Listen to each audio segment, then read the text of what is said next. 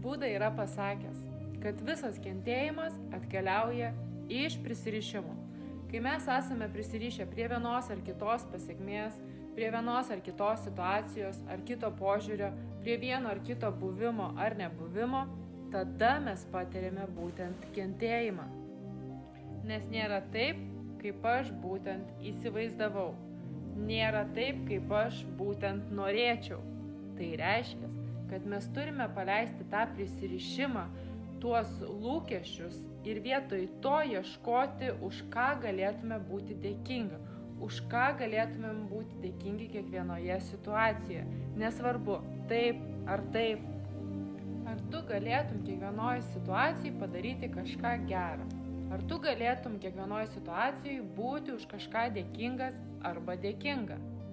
Tu esi nepaprastai turtingas žmogus, nes šiandien tu atsikėliai.